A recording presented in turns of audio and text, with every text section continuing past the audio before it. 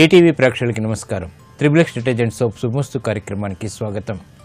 ఈనాడు శుభమస్తు కార్యక్రమంలోని గ్రహఫల మంచంలో గ్రహాల యొక్క స్థితిగతులు, వాటి యొక్క శుభాశుభ ఫలితాల గురించి పరిశీలిద్దాం.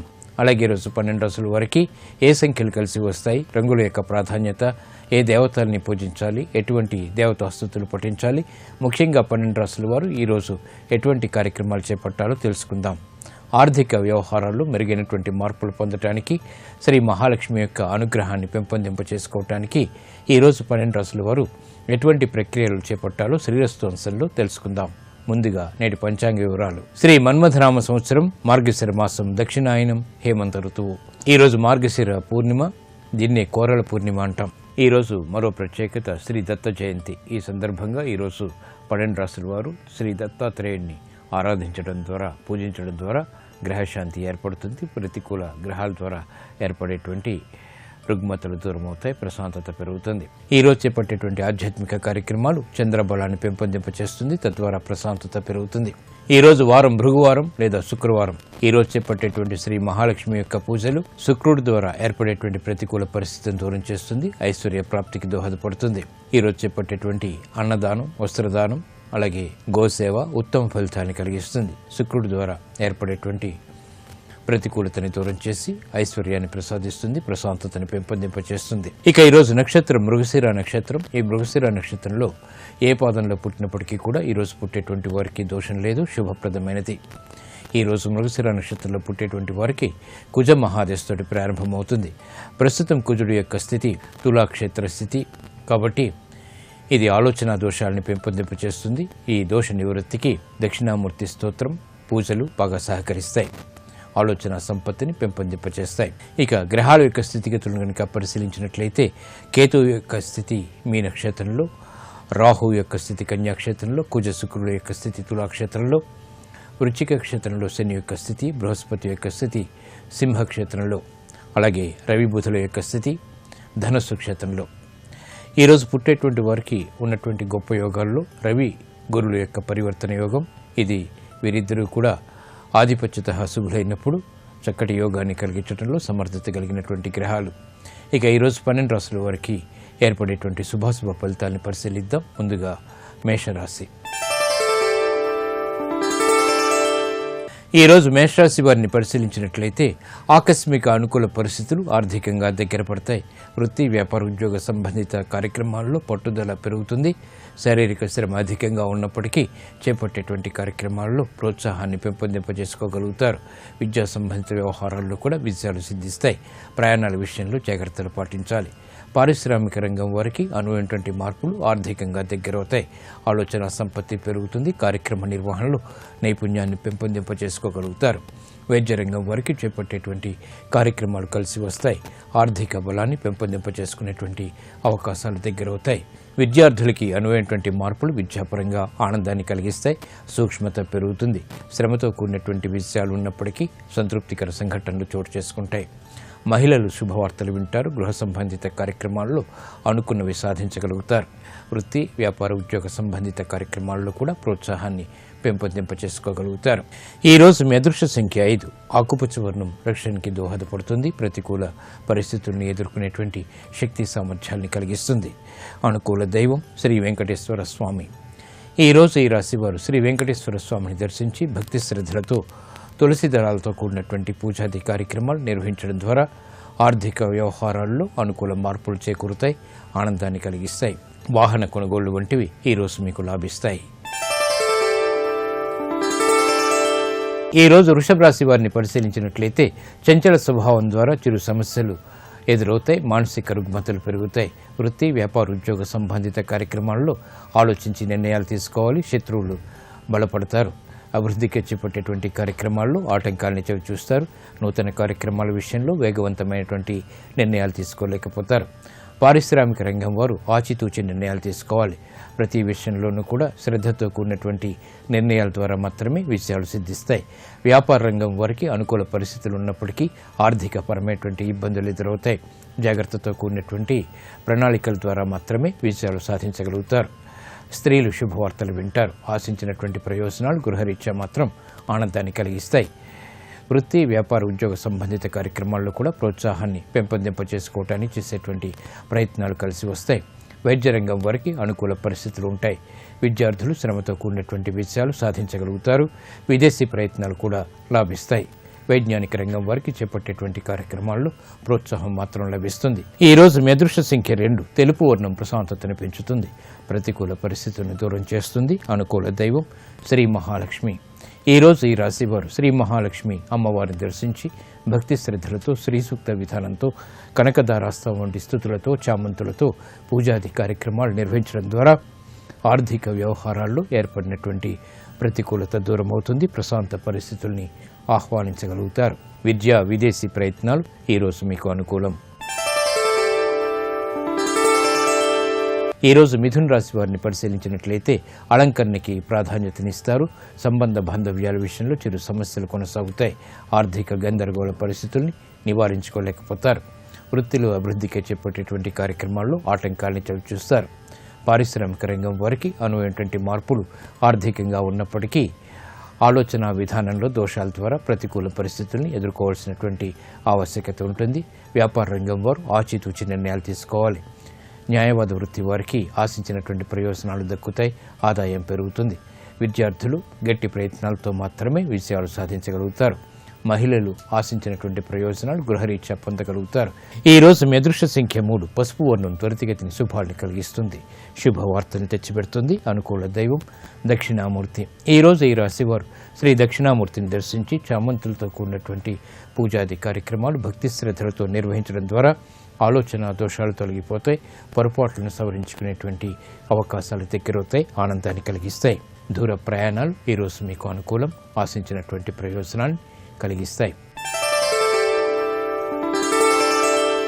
ఈరోజు కర్కాటక రాశి వారిని పరిశీలించినట్లయితే విదేశీ సంబంధిత లావాదేవీల్లో విజయాలు సాధించగలుగుతారు. సంభాషణలు రుచిస్తాయి. ఆర్థిక వ్యవహారాల్లో మెరుగైనటువంటి మార్పులు పొందగలుగుతారు. శుభ పరిణామాలు వృత్తిరీత్యా కూడా చోటు చేసుకుంటే ఉద్యోగ ప్రయత్నాలు ఫలిస్తాయి. పారిశ్రామిక రంగం వారికి ఆశించినటువంటి ప్రయోజనాల్ని ఆర్థికంగా పొందగలుగుతారు. ప్రశాంత పరిస్థితుల్ని ఆహ్వానించగలుగుతారు. శత్రువులు దూరమవుతారు. వ్యాపార రంగం వారికి వేగవంతమైనటువంటి నిర్ణయాల ద్వారా విజయాలు సాధించగలుగుతారు. సాహస నిర్ణయాల ద్వారా కూడా విజయాలను పొందగలుగుతారు. వైద్య రంగం వారికి చేపట్టేటువంటి కార్యక్రమాలు ప్రోత్సాహాన్ని కలిగిస్తాయి. నూతన అంశాలు వృత్తిపరంగా ఆనందాన్ని కలిగిస్తాయి. వైజ్ఞానిక రంగం వారికి శుభవార్తలు దగ్గరవుతాయి. చేపట్టేటువంటి కార్యక్రమాలు ప్రోత్సాహాన్ని కలిగిస్తాయి. ప్రతిభ గుర్తింపబడుతుంది. ఈ రోజు మీ అదృష్ట సంఖ్య 2. తెలుపు వర్ణం ప్రశాంతతని పెంచుతుంది. ప్రతికూల పరిస్థితులను దూరం చేస్తుంది. అనుకూల దైవం ఈశ్వరుడు. ఈ రోజు ఈ రాశి వారు శివాలయాన్ని దర్శించి ఈశ్వరుడికి అభిషేకాది కార్యక్రమాలు, బిల్వపత్రితో కూడినటువంటి పూజలు భక్తి శ్రద్ధలతో నిర్వహించడం ద్వారా గ్రహ అతి ప్రతికూలతని దూరం చేసుకోగలుగుతారు. ఆనందకర పరిస్థితుల్ని ఆహ్వానించగలుగుతారు. ఆర్థిక లావాదేవీలు, సంభాషణలు, ప్రక్రియలు ఈరోజు మీకు అనుకూలం. ఈ రోజు సింహరాశి వారిని పరిశీలించినట్లయితే ఆరోగ్య విషయంలో జాగ్రత్తలు పాటించాలి. ఆర్థిక గందరగోళ పరిస్థితులు కొనసాగుతాయి. అనిశ్చిత పరిస్థితులు కుటుంబ రీత్యా ఉన్నప్పటికీ నెట్టుకు రాగలుగుతారు. సాహసోపేతమైనటువంటి నిర్ణయాల ద్వారా సమస్యలు ఎదురవుతాయి. కాబట్టి జాగ్రత్తలు వహించాలి. వృత్తిలో అభివృద్ధికి చేపట్టేటువంటి కార్యక్రమాల్లో ఆటంకాలను కూడా చవిచూస్తారు. పారిశ్రామిక రంగం వారికి చేపట్టేటువంటి కార్యక్రమాల్ని పదే పదే చేయవలసినటువంటి ఆవశ్యకత ఉంటుంది. ఆర్థిక వ్యవహారాల్లో అనిశ్చితి కొనసాగుతుంది. వ్యాపార రంగం వారు ఆచితూచి నిర్ణయాలు తీసుకోవాలి. శత్రుభీతి పెరుగుతుంది. చేపట్టేటువంటి కార్యక్రమాలపై పట్టు బిగించలేకపోతారు. వైద్య రంగం వారికి ప్రతికూల పరిస్థితులు వృత్తిపరంగా తారసపడతాయి. అనుకోని విస్మయాలు దగ్గర పడతాయి. కాబట్టి జాగ్రత్తలు వహించాలి. మహిళలకి శుభ పరిణామాలు చోటు చేసుకుంటాయి. అయినప్పటికీ ఆర్థికపరమైనటువంటి వ్యవహారాల్లో ప్రతికూల పరిస్థితులు కూడా కొనసాగుతాయి. ఈ రోజు మీ అదృష్ట సంఖ్య 9. ఎరుపు వర్ణం ధైర్యాన్ని కలిగిస్తుంది. ప్రతికూల పరిస్థితులను దూరం చేస్తుంది. అనుకూల దైవం శ్రీ మహావిష్ణువు. ఈ రోజు ఈ రాశివారు శ్రీ మహావిష్ణువుని దర్శించి భక్తి శ్రద్ధలతో పూజాది కార్యక్రమాలు నిర్వహించడం ద్వారా, విష్ణు సహస్రనామాన్ని పఠించడం ద్వారా లేదా వినడం ద్వారా శుభ పరిణామాన్ని ఆహ్వానించగలుగుతారు. గందరగోళ పరిస్థితులు కనుమరుగవుతాయి. ఆరోగ్య పరీక్షలు ఈరోజు మీకు ఉపకరిస్తాయి. ఈరోజు కన్యారాశి వారిని పరిశీలించినట్లయితే ఆధ్యాత్మిక కార్యక్రమాల ద్వారా సంతృప్తికర సంఘటనలు చోటు చేసుకుంటాయి. మానసిక వేదనలు తగ్గుతాయి. చేపట్టేటువంటి కార్యక్రమాలపై ప్రశాంత పరిస్థితుల్ని ఆహ్వానించగలుగుతారు. కుటుంబ సభ్యుల మధ్య సఖ్యత పెరుగుతుంది. సంభాషణల విషయంలో జాగ్రత్తలు వహించాలి. ఆర్థిక వ్యవహారాల్లో మొదట ప్రతికూలత, తర్వాత అనుకూలత కొనసాగుతాయి. పారిశ్రామిక రంగం వారికి ఆచితూచి నిర్ణయాలు తీసుకోవాలి. ప్రతిభతో కూడినటువంటి కార్యక్రమాల ద్వారా పేరు ప్రఖ్యాతులు మాత్రం లభిస్తాయి. ఆర్థిక వ్యవహారాల్లో ప్రతికూలత ఉంటుంది. వ్యాపార రంగం వారికి చేపట్టేటువంటి కార్యక్రమాల్లో ప్రోత్సాహం లభిస్తుంది. నూతన అంశాలు, నూతన వ్యాపార విస్తరణలు వంటివి కలిసి వస్తాయి. ఈ రోజు మీ అదృష్ట సంఖ్య 6. తెలుపు వర్ణం ప్రశాంతతను పెంచుతుంది. ప్రతికూల పరిస్థితిని దూరం చేస్తుంది. అనుకూల దైవం లక్ష్మీ నరసింహస్వామి. ఈ రోజు ఈ రాశివారు లక్ష్మీ నరసింహస్వామిని దర్శించి భక్తి శ్రద్ధలతో ఆవుపాలతో కూడినటువంటి అభిషేకాది కార్యక్రమాలు నిర్వహించడం ద్వారా సంకట పరిస్థితులు దూరమవుతాయి. ఆరోగ్య రక్షణ ఏర్పడుతుంది. ప్రతికూల పరిస్థితుల్ని దూరం చేసుకోగలుగుతారు. నూతన వస్తు కొనుగోలు వంటివి ఈ రోజు మీకు అనుకూలం, ఆనందాన్ని కలిగిస్తాయి. ఈ రోజు తులారాశి వారిని పరిశీలించినట్లయితే సంబంధ బాంధవ్యాలు మెరుగవుతాయి. వ్యయం పెరుగుతుంది. ఆదాయాన్ని పెంపొందింప చేసుకోలేకపోతారు. యుక్తితో కూడినటువంటి కార్యక్రమాలు వ్యాపారపరంగా కొనసాగుతాయి. శుభ సంఘటనలు గృహంలో చోటు చేసుకుంటాయి. శుభ ప్రయత్నాలు వృత్తిపరంగా ఆశాజనకమైనటువంటి వాతావరణాన్ని కలిగిస్తాయి. బంధుప్రీతి పెరుగుతుంది. నూతన స్నేహాల ద్వారా లబ్ధి చేకూరుతుంది. పారిశ్రామిక రంగం వారికి చేపట్టేటువంటి కార్యక్రమాలు ప్రోత్సాహాన్ని కలిగిస్తాయి. ఆర్థిక వ్యవహారాల్లో ఏర్పడినటువంటి పొరపాట్లను సవరించుకోగలుగుతారు. వ్యాపార రంగం వారికి కలిసి వచ్చేటువంటి సంఘటనలు ఏర్పడతాయి. ఆనందాన్ని కలిగిస్తాయి. ఆదాయాన్ని పెంపొందింప చేసుకునేటువంటి మార్గాలకై అన్వేషించగలుగుతారు. విద్యార్థులు శుభ ప్రయత్నాల ద్వారా విజయాలు సాధించగలుగుతారు. ఆసక్తికరమైనటువంటి విద్యా ప్రయత్నాలు అనుకూలిస్తాయి. ఆనందాన్ని కలిగిస్తాయి. మహిళలు ఆశించినటువంటి ప్రయోజనాల్ని ఆర్థికంగా పొందగలుగుతారు. శుభ ప్రయత్నాల ద్వారా, శుభ సంఘటనల ద్వారా ఆనందకర వాతావరణం గృహంలో కొనసాగుతుంది. వినోదాల్లో పాల్గొంటారు. వైద్య రంగం వారికి చేపట్టేటువంటి కార్యక్రమాలు కలిసి వస్తాయి. ఆదాయం పెరుగుతుంది. వైజ్ఞానిక రంగం వారికి ఆశించినటువంటి ప్రయోజనాలు దగ్గరవుతాయి. ఈ రోజు మీ అదృష్ట సంఖ్య 6. తెలుపు వర్ణం ప్రశాంతతను పెంచుతుంది. ప్రతికూల పరిస్థితిని దూరం చేస్తుంది. అనుకూల దైవం సుబ్రహ్మణ్య స్వామి. ఈ రోజు ఈ రాశి వారు సుబ్రహ్మణ్య స్వామిని దర్శించి భక్తి శ్రద్ధలతో అభిషేకాది కార్యక్రమాలతో పూజాది కార్యక్రమాలు నిర్వహించడం ద్వారా అనుకూల పరిస్థితులు ఆర్థికంగా దగ్గరవుతాయి. ఏలినాటి శని ద్వారా ఏర్పడేటువంటి ప్రతికూలత తగ్గుతుంది. ఆహ్లాద పరిస్థితులు ఏర్పడతాయి. విదేశీ లావాదేవీలు, సంభాషణలు, ప్రక్రియలు ఈరోజు మీకు లాభిస్తాయి. ఈరోజు వృశ్చిక రాశి వారిని పరిశీలించినట్లయితే ఆర్థిక వ్యవహారాల్లో మెరుగైనటువంటి మార్పులు చోటు చేసుకుంటాయి. శారీరక శ్రమ అధికంగా ఉంటుంది.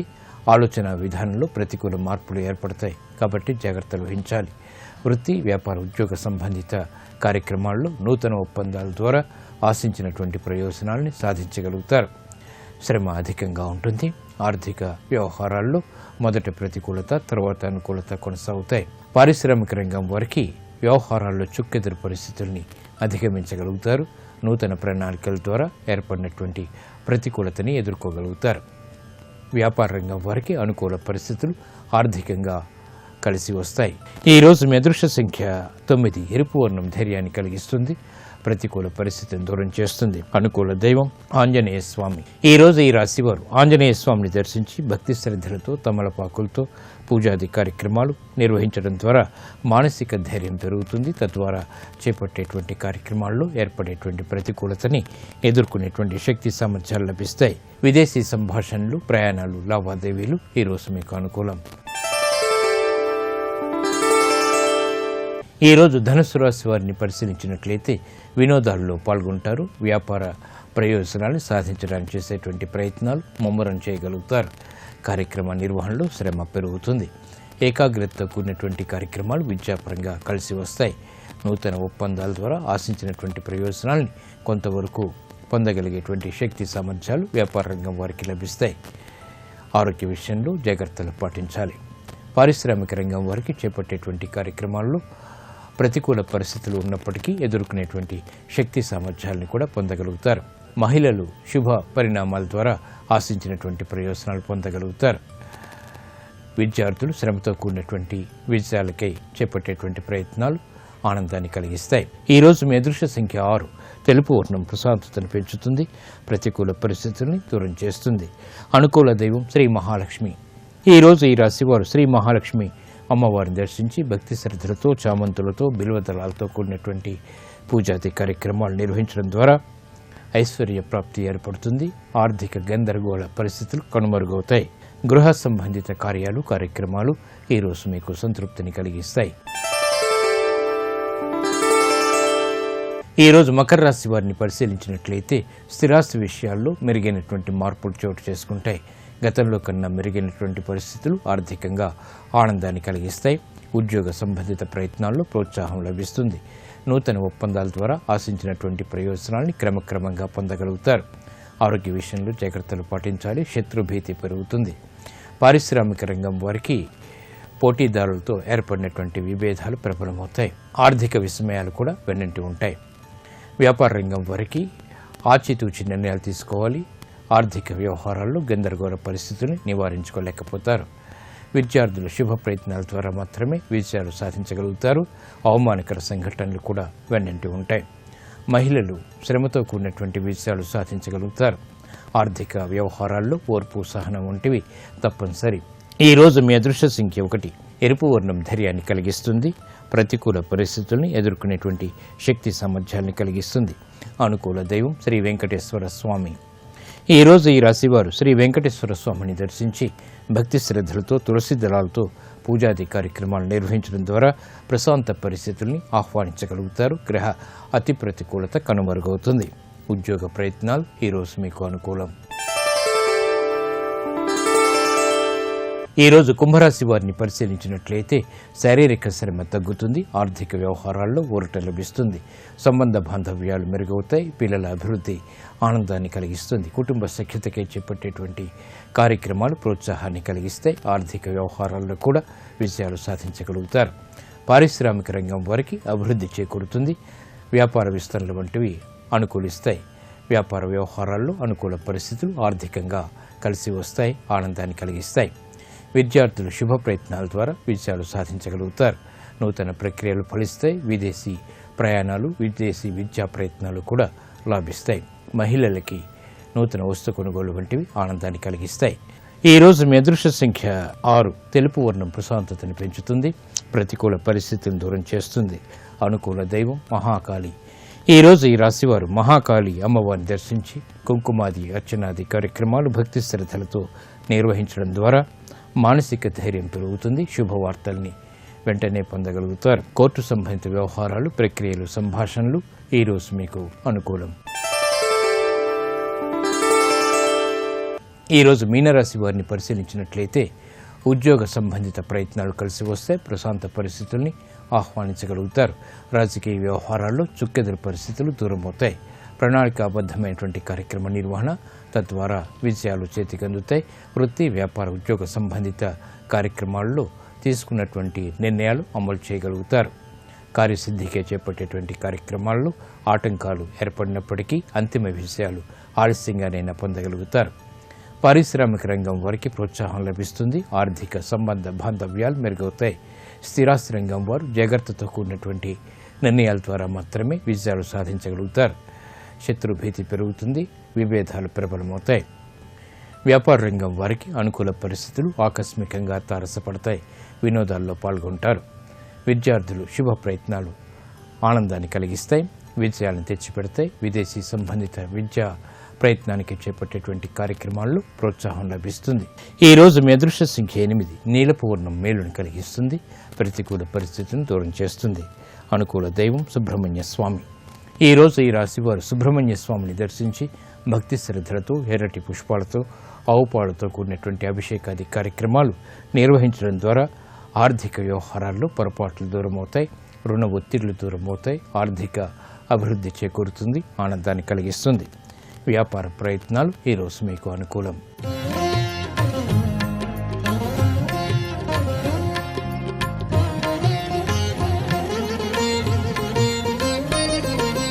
ఈరోజు శ్రీ దత్త జయంతి. మరి దత్త జయంతి యొక్క ప్రాశస్యం ఏమిటో ఆంతర్యంలో పరిశీలిద్దాం. మహావిష్ణువు దశావతారాలను ఎత్తి శిష్ట రక్షణ, దుష్ట శిక్షణ చేశారు.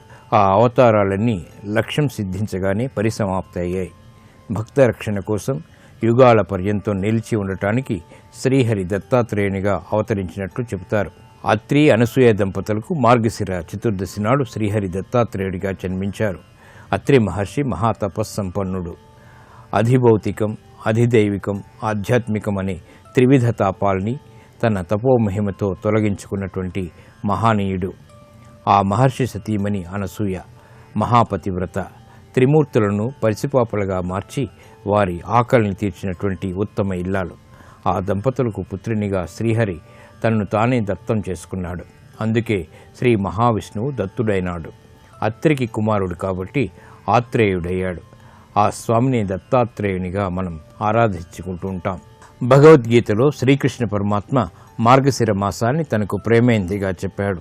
సకల కళ్ళు నిండినటువంటి మార్గశిర మాసం త్రిమూర్తుల సమ్మిళిత రూపంగా దత్తాత్రేయుడు ఆవిర్భించడంతో స్వామి త్రిముఖాలతో చతుర్ముఖాలు కలిగినటువంటి ఆవును వాహనం చేసుకుని ముని పుంగవునిగా గోచరిస్తాడు. దత్తాత్రేయుడు తనకు ఇష్టమైనటువంటి ఔదుంబర వృక్షం కింద సదా కొలువు తీరి ఉంటాడు. ఈ దత్తాత్రేయుడిని ఈరోజు స్మరించడం ద్వారా, పూజించడం ద్వారా గ్రహశాంతి ఏర్పడుతుంది.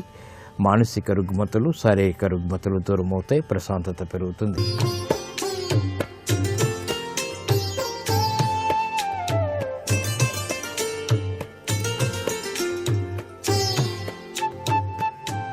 XXX డిటర్జెంట్ సోప్ శుభమస్తు కార్యక్రమంలో గృహబలం అంశానికి స్వాగతం.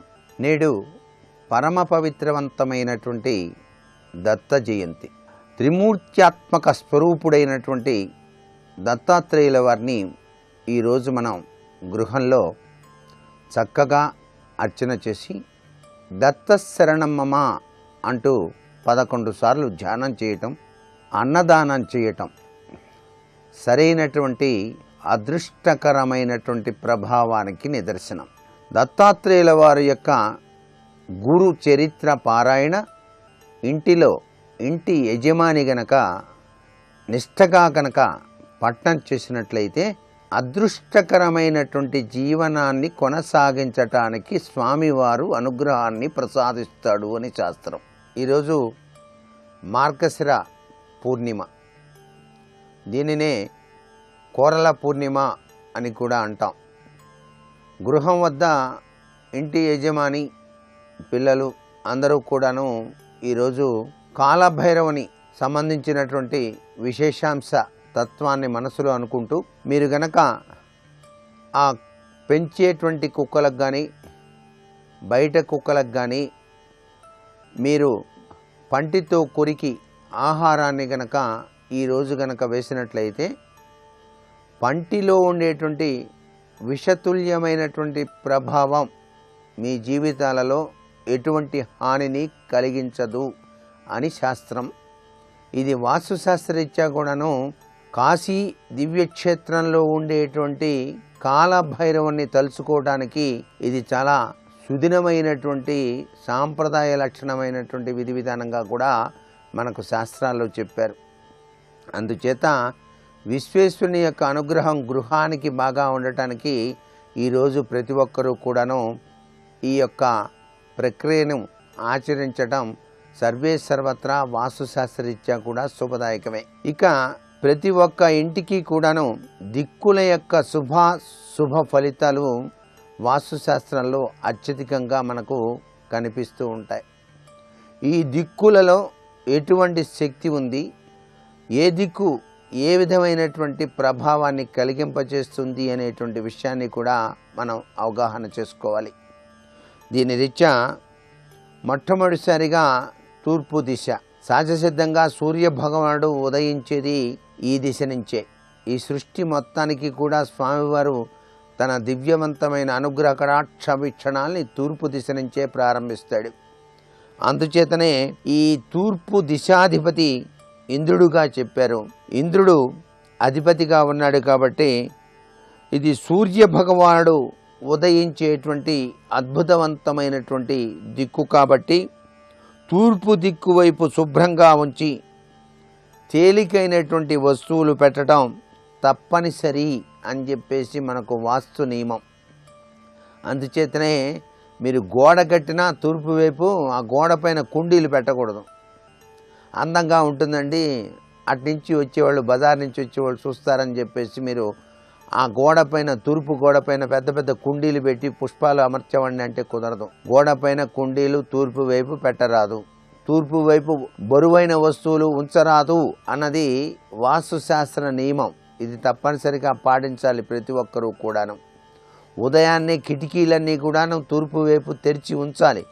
సూర్యుని యొక్క తేజోవంత కిరణాలు మీ ఇంట్లోకి ప్రవేశింపబడాలి సుమా అని చెప్పేసి శాస్త్రం. తూర్పు వైపు పూజ గది కడితే చాలా శుభదాయకవంతమైన ప్రభావాన్ని కలిగింపజేస్తుంది. శాస్త్రసిద్ధంగా తూర్పు ఈశాన్యంలోనే పూజా మందిరం పెట్టుకుంటూ ఉంటారు అందరూ కూడాను. ఆ గదిలోనే పూజ చేసేటువంటి విధి విధానం చేసుకుంటారు. ఆ పూజ చేసేటువంటి విధి విధానంలో కూడా పటాలన్నీ కూడా పడమర వైపు చూస్తుంటాయి. మీరు తూర్పు వైపు తిరిగి నమస్కృతాంజలి గడిస్తూ స్వామిని అర్చించి తరిస్తారు. నీటి కోసం బోరు వేసేటప్పుడు తూర్పు దిక్కులో వేస్తే అధిక ఫలం కలుగుతుంది సుమా అని చెప్పేసి వాస్తుశాస్త్రం చెబుతోంది. కొత్తగా ఇల్లు కడుతున్నామంటే బోరింగ్ వేయాలనుకుంటున్నాం, మేము తూర్పు ఫేసింగ్ హౌసే, ఎటువైపు బోరింగ్ వేస్తే మంచి లాభం అంటే ఎక్కువ అత్యధిక ప్రాధాన్యత తూర్పు ఈశాన్యం వైపు బోరింగ్ వేయటం మర్చిపోకండి. బోరింగ్ వేసేటప్పుడు నీళ్లు పట్టడానికి ప్రకృతి సహకరించాలి కాబట్టి సెమీ వృక్షం ఆరాధన మంచిది. సెమీ కొమ్మను తీసుకొచ్చి ఆ స్థానంలో ఉంచి కొబ్బరికాయ కొట్టి నమస్కృతాంజలి గడించి గంగాదేవిని తలుచుకొని బోరింగ్ వేస్తే త్వరగా నీరు పడటానికి ఆస్కారం ఉంటుంది అంటోంది శాస్త్రం. అందుచేత ఇది దైవతత్వానికి సంబంధించిన విధి విధానం. ఇక బోరు గనక తూర్పు దిక్కులో గనక వేస్తే గౌరవ ప్రపత్తులు కూడాను పెరిగి తీరుతాయి అని చెప్పేసి మనకు వాస్తుశాస్త్రం తెలియజేస్తున్న ముఖ్యమైన విషయాన్ని మర్చిపోకూడదు. భవనం యొక్క వాలుందే మీరు నిర్మాణం చేసినటువంటిది, అది తూర్పు దిశగా ఉంటే చాలా సమృద్ధికరమైనటువంటి ప్రభావాన్ని కలిగింపజేస్తుంది అని. మీరు గృహంలో నిర్మాణం చేసినప్పుడు పడమర వైపు ఎత్తుగా ఉండి తూర్పు వైపుకు వాలుగా ఉండేటట్టుగా, అంటే నీళ్లు పోస్తే తూర్పు ఈశాన్యంలో నుంచి బయటికి పోయేటట్టుగా ఏర్పాటు చేసుకున్నారనుకోండి, చాలా సమృద్ధికరమైనటువంటి ఆర్థిక అభివృద్ధి కలిగి తీరుతుంది అని చెప్పడంలో ఏమాత్రం సందేహం లేదు సుమా. అందుచేత భవనం వాలు తూర్పు దిశగా గనక ఉన్నట్లయితే సంపద వృద్ధి చెందుతుంది సుమా అని చెప్పేసి మనకు శాస్త్రం. నీటి ట్యాంక్ భవనం పైన తూర్పు దిశగా కడితే పిల్లల యొక్క చదువుపై చెడు ప్రభావం పడుతుంది. మేడ పై భాగాన మీరు వాటర్ ట్యాంక్ కట్టేటప్పుడు మాత్రం తూర్పు దిశలో మాత్రం కట్టకండి, అది బాగా బరువు వేసినట్టు లెక్క అవుతుంది. అందుచేత యజమానికి చాలా నష్టదాయకమైన ప్రభావాలు సంభవిస్తాయనే విషయాన్ని గుర్తుపెట్టుకోండి. ఎప్పుడూ కూడాను వాటర్ ట్యాంక్ అనేటువంటిది ప్రతి గృహంలో కూడాను నైరుతి మూలనే కింద ఆనకుండా 4 వైపులా కూడాను 4 పిల్లర్స్ వేసి దానిపైన నిర్మాణం చేయాలి అనేటువంటి విషయాన్ని మాత్రం మర్చిపోవద్దు. వంట చేసేటప్పుడు ఇంటి ఇల్లాలు ముఖం తూర్పు వైపుకు గనక తిరిగి వంట చేసినట్లయితే సర్వే సర్వత్రా కూడాను శుభదాయకమే. అందుకనే వంట గది అనేటువంటిది ప్రతి ఇంట్లో కూడాను ఆగ్నేయంలో ఉంటుంది. ఆగ్నేయంలో ఉన్నప్పుడు సూర్య భగవాన్ని వైపు తిరిగి వంట చేయాలి. అలాగే తూర్పు దిశలో స్టోర్ రూమ్లు, మెట్లు, శౌచాలయాలు కట్టకూడదు. తూర్పు వైపు కడతానండి మెట్లు భారీగా అంటే కుదరదు. అలాగే శౌచాలయాలు కట్టకూడదు. ఇవన్నీ గుర్తుపెట్టుకోవాలి. తూర్పు దిక్కులో బరువైనటువంటి సామాన్లు గనక పెట్టినట్లయితే దోషం పెరుగుతుంది అనేటువంటి విషయాన్ని గుర్తుపెట్టుకోండి. బరువైనటువంటి వస్తువులు ఏవైనా సరే, వాషింగ్ మిషన్ తీసుకొచ్చారు తూర్పు దిశలో పెడతానంటే కుదరదు. తూర్పు గోడకి ఆనిచ్చి పెట్టకూడదు, ఇంకా కాస్త ముందుకి జరపండి, లేకపోతే దక్షిణ గోడకు ఆనించండి. ఎవరైతే ఈ తూర్పు దిశలో ఉండేటువంటి విశిష్టవంతమైన శుభ లక్షణాల్ని గుర్తిరిగి చక్కటి వాస్తు సూత్రాల్ని పాటిస్తారో వారి ఇంట అష్టలక్ష్మి వైభవం ఉండి తీరుతుంది. మరికొన్ని ముఖ్య విషయాలు రేపటి శుభమస్తు కార్యక్రమంలో తెలుసుకుందామా? మరి సర్వే జనా సుఖినో భవంతు.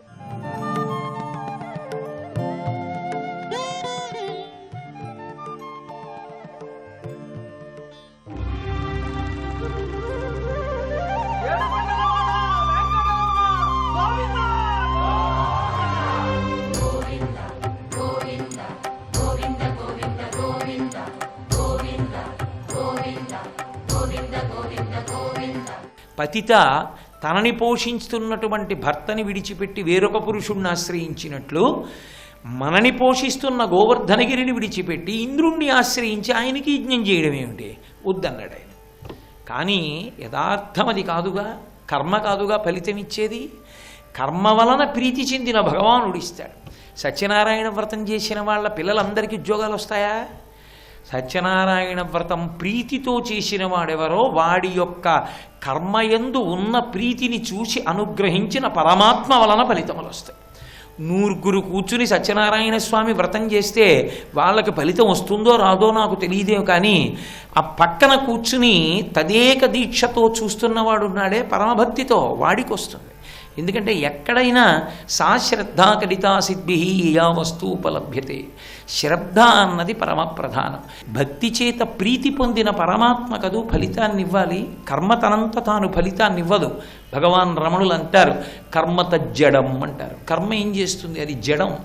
కర్మ చేత ప్రీతి పొందిన భగవానుడిస్తాడు ఫలితాన్ని. కానీ ఇంద్రుడికి బుద్ధి చెప్పాలి కాబట్టి కృష్ణ పరమాత్మ నందాదులతో ఇంద్రుడికి కాదు చెయ్యవలసింది యజ్ఞాన్ని, మనం గోవర్ధనగిరికి చేద్దాం అని. మీకు నేను ఒక విషయం చెప్తాను. మీరు గోవర్ధనగిరికి యజ్ఞం చెయ్యండి. గోవర్ధనగిరికి అధిష్టానమైనటువంటి పురుషుడు మీకు ప్రత్యక్షంగా కనపడతాడు. కనపడి మీరిచ్చినటువంటి సంభారములను ఆయన తింటాడు, మీరు చూడొచ్చు, తృప్తి పొందుతాడు అన్నాడు. అయితే గోవర్ధనగిరికి యజ్ఞం చేయమంటున్నాం, ఇత పూర్వం ఎప్పుడు మేము చేయలేదు, మేము ఇంద్రయాగం చేశాం. ఒకవేళ గోవర్ధనగిరికి యజ్ఞం చేస్తే ఎలా చెయ్యాలి? దానికి ఒక కల్పం ఉండాలిగా, ఎలా చెయ్యాలని అడిగారు. అడిగితే ఆయన అన్నాడు, పశులకు, కొండకు, బ్రాహ్మణోత్తములకు మఖము చేయించుట మంచి బుద్ధి. ఇంద్రయాగంబునకేమేమి తెప్పింతు రవియల్ల తెప్పింపుడరసి మీరు పాయసము, అపూపంబులు, సైదపు పిండి వంటలు, పప్పును, బహురసాన్నములు వండపంపుడు. అచలురై పూజ చేయుడచలమునకు ధేను దక్షిణ నిలిచి బహురసాన్నములు పెట్టింపుడు బ్రాహ్మణులకు.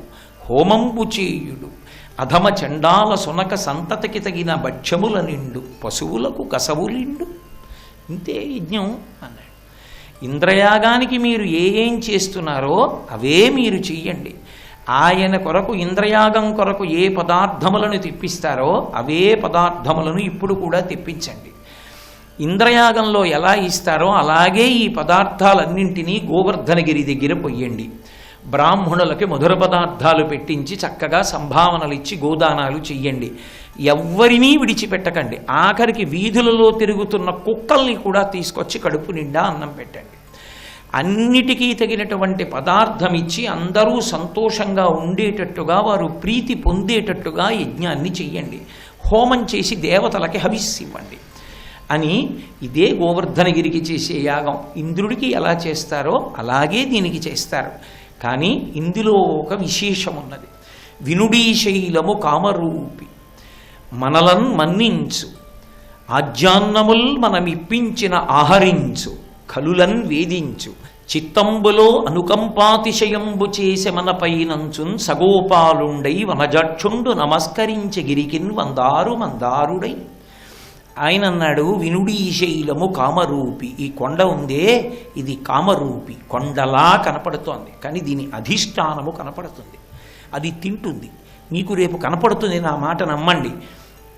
కలులన్ వేధించు, దుర్మార్గులైనటువంటి వాళ్ళని శిక్షిస్తుంది. మనలన్ మన్నించు, మనం భక్తితో యజ్ఞం చేస్తున్నాం కాబట్టి మన పట్ల ప్రీతి చెందుతుంది. ఆజ్యాన్నముల్ మనమిప్పించిన ఆహరించు, నీతి అన్నం పట్టుకెళ్ళి మనం అక్కడ పెడితే, మనం పప్పు అప్పాలు మొదలైనవి అక్కడ పెడితే తాను తీసుకుంటుంది, తింటుంది. మనం ఇప్పించిన ఆహరించు, అనుకంపాతిశయంబు చేసే మన పైనంచున్ సగోపాలుండై వనజక్షుండు నమస్కరించి గిరికిన్ వందారు మందారుడై. ఏమీ తెలియని వాళ్ళ ఆ గోపాల బాలులతోటి గోపకాంతలతోటి కలిసి గోవర్ధనగిరి వంక తిరిగి తాను కూడా వారితో కలిపి నమస్కరించాడు. ఎవరు పుచ్చుకోవాలి ఇప్పుడు ఆ నమస్కారం? గోవర్ధనగిరి రూపంలో ఉండేవాడు ఆయనే పుచ్చుకోవాలి నమస్కారం. తానే నమస్కరించాడు, తానే పుచ్చుకున్నాడు. ఏదో శ్రావణ శుక్రవారం వ్రతం అంతా చేసి చిట్ట చివర ఒక మాట అంటుంటాను చూసారా, ఏదో ఎవరిస్తున్నారు అంటే లక్ష్మియే ఇస్తోంది, ఎవరు పుచ్చుకున్నారు అంటే లక్ష్మియే పుచ్చుకుంటోంది, లక్ష్మి ఇస్తోంది, లక్ష్మి పుచ్చుకుంటోంది, ఇద్దరు గృహలక్ష్మి గృహే. కాబట్టి అలా మనమిప్పించిన ఆహరించు అని చెప్పి గోపాల బాలురందరితో కలిపి నమస్కరించాడు.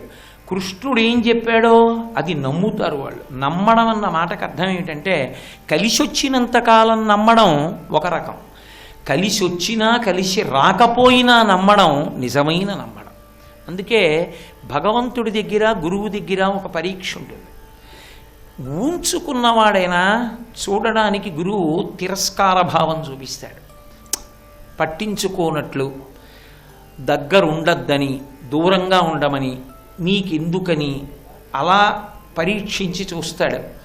అలా అనడంలో ఏదో ఉంది. గురువుగారు నా పట్ల చిక్కు చెదరని ప్రేమ ఉన్నవారు అని ఎవడు నిలబడగలడో వాడే అంతిమంగా గురువు యొక్క అనుగ్రహాన్ని పొందగలడు. అంతేకాని అస్తమానం శిష్యుడు ఏం కోరుకుంటే అవి ఇచ్చినంత కాలం గురువుగారు మంచివారు, శిష్యుడు ఏదో ప్రతిపాదన చేస్తే వద్దన్న గురువు పనికి మాలిన వాడు అనుకున్న శిష్యుడు ఎలా వృద్ధిలోకి వస్తాడు? అటువంటి వాడు త్రిశంకుడు అవుతాడు. వశిష్ఠ మహర్షిని కోరిక కోరాడు, కుదరదన్నాడు, వేరే గురువు దగ్గరికి పోతానన్నాడు. ఏమయ్యాడు చివరికి?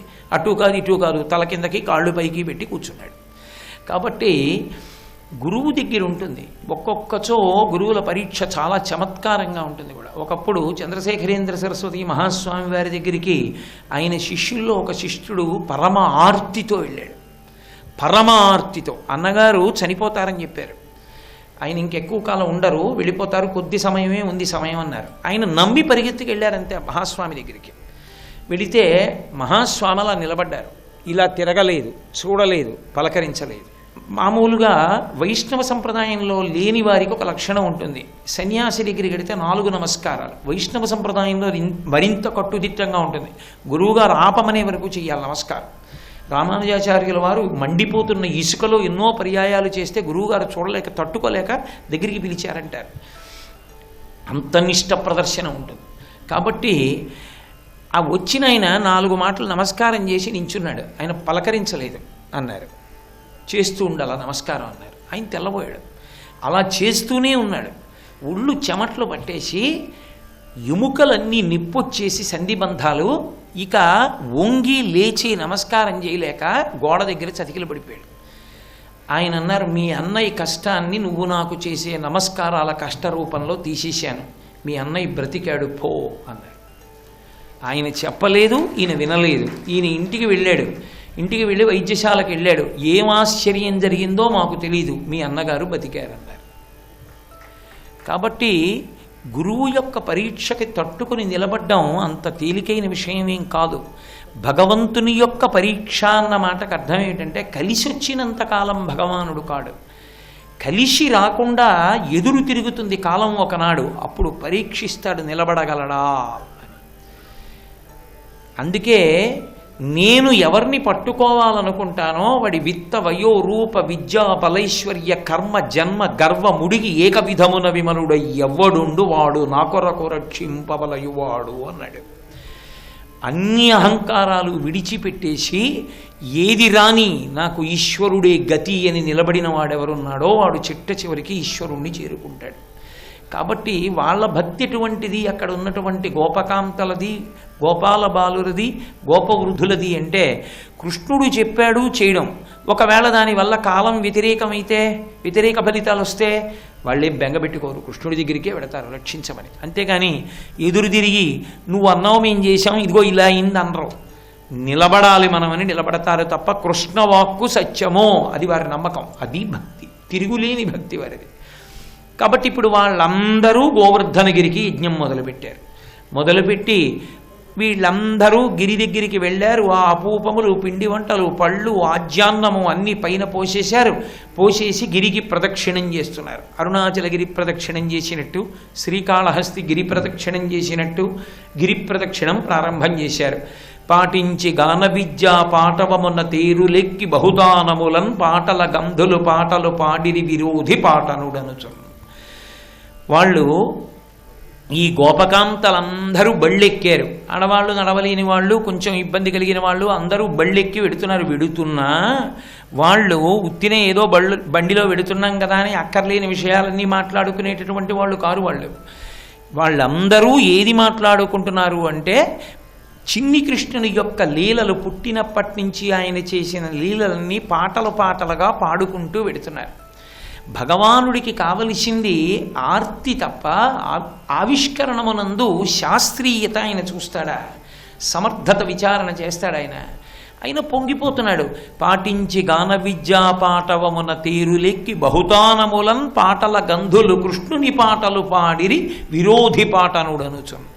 శత్రుమర్ధనుడైనటువంటి వాడు ఈ చిన్ని కృష్ణుడు అని వాళ్ళు కృష్ణుడి మీద పాటలు పాడుతూ ఆ బళ్ళలో చక్కగా గిరి ప్రదక్షిణం చేస్తున్నారు.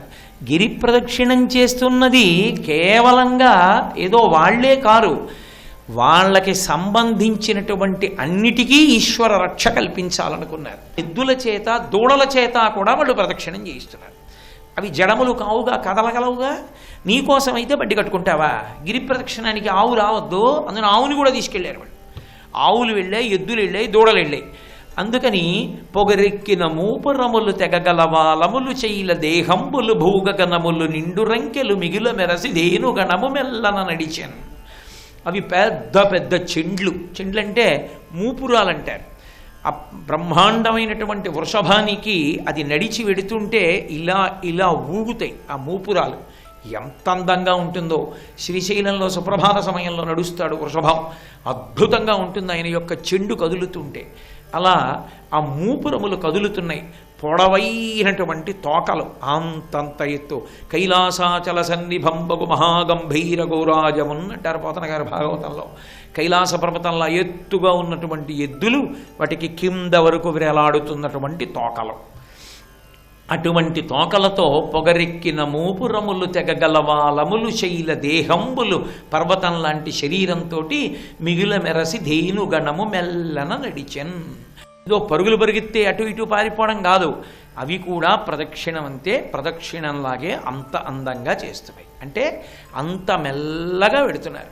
ఓ కాగితము, చీపురు పుల్లో కాగితమో పెన్నో పట్టుకుని అది ఏదో ఒకటి పూర్తి చేసేయాలన్నట్టు గిరగిరా తిరిగోటి పొడి చేస్తూ ఉండడం, ఓ అంకె కొట్టేస్తూ ఉండడంలా చేస్తున్న ప్రదక్షిణాలు కావు. ఎంతో భక్తి పురస్సరంగా ఇంతకన్నా అదృష్టం ఏముందని మెల్లగా చేస్తున్న ప్రదక్షిణం. చక్కగా పాటలు పాడుతూ చేస్తున్నారు. వాళ్ళు ఎలా చేస్తున్నారో ఎద్దులు కూడా అలాగే వెడుతున్నాయి. ఇవన్నీ వెడుతుండగా అక్కడ ఆ గోవర్ధనోద్ధరణమునందు ఆ గోవర్ధనగిరికి అధిష్టానమైనటువంటి పురుషుడు వీళ్ళందరూ చూస్తుండగా తింటున్నాడు. వీళ్ళందరూ నమస్కారం పెడుతున్నారు. ఆయన వీళ్ళ నమస్కారం అందుకుంటున్నట్టుగా పైనుంచి కనపడుతున్నాడు. కృష్ణుడే అక్కడ కనపడుతున్నాడు, ఇక్కడ నమస్కారం పెడుతున్నాడు, ఇక్కడ నమస్కారం పెడుతున్నాడు, అక్కడ పుచ్చుకుంటున్నాడు. రెండూ ఒకటే. బింబ ప్రతిబింబ న్యాయంగా ఉన్నాడు అక్కడ. అందరూ తిరుగుతున్నారు, సంతోషంగా ఉంది. ఈలోగా ఇంద్రుడికి కబురెళ్ళింది. అయ్యా, నీకు ప్రతి సంవత్సరం యజ్ఞం చేసేవారు గోపబాలురు, కానీ ఈ సంవత్సరం వాళ్ళెవరూ నీకు యజ్ఞం చెయ్యరట. ఎందుకు చెయ్యరో తెలుసా? అక్కడ ఆ వంశంలో ఉద్భవించినటువంటి కృష్ణుడు అనబడేటటువంటి పిల్లవాడు వాళ్లతో చెప్పేట, ఇంద్రుడికి చెయ్యవలసిన అవసరం ఏముంది, గోవర్ధనగిరికి చేస్తే చాలు అని. అందుకని వాళ్ళు గోవర్ధనగిరికి యజ్ఞం చేస్తున్నారు, నీకు యజ్ఞం చెయ్యరట అని చెప్పారు. అంతే. ఎవడికి ఉన్మత్తత ఏర్పడుతుందో ఉన్న స్థానాన్ని బట్టి దాని వలన గర్వం ఏర్పడుతుంది. సేవక లక్షణం ఉందనుకోండి, వాడికి అహంకారం ఏర్పడేటటువంటి లక్షణం ఎందుకు ఉంటుంది? పైన ఒక అధికారం ఉంది, దానివల్ల నీకు అధికారం వచ్చింది. కూర్చున్న దగ్గర నుంచి నా అంతవాణ్ణి నేను అనుకుంటే అదే ప్రమాదాలు తీసుకొస్తుంది. ఇంద్రుడు అదే అనుకున్నాడు. నా అంతవాణ్ణి నేను వర్షం కురిపించేవాణ్ణి, వాళ్ళెవరు నాకు యజ్ఞం చేయకపోవడానికి, కాబట్టి శిక్ష వేస్తానన్నాడు. అది కూడా ఎంత అనకూడని మాటలు వచ్చేసాయో చూడాలండి. ఒకసారి ఆగ్రహం రావాలి, కానీ నోటి వెంట ఎటువంటి మాట అయినా వస్తుంది. క్రుద్ధ పాపం న కుర్యాత్కః క్రుద్ధో హన్యాద్గురూనపి క్రుద్ధ పరుషయావాచ నరం సాధు నధిక్షిపేత్. కోపం అనేటటువంటిది రెండింటికి కారణం కావాలి. ఒకటి, కోపం సాధనంగా ఉపయోగపడాలి. దేనికి అంటే వ్యవస్థని చక్కపెట్టడానికి. కోపం వ్యవస్థని చక్కపెట్టడానికే తప్ప ఆయన కోపంలో అన్యమైన విషయం లేదని గ్రహించగలిగిన సంస్కారం ఎవరి పట్ల కోపం ప్రదర్శింపబడిందో వాళ్లకు ఉండాలి. సర్వం శ్రీ ఉమామహేశ్వర పరబ్రహ్మార్పణమస్తు. స్వస్తి.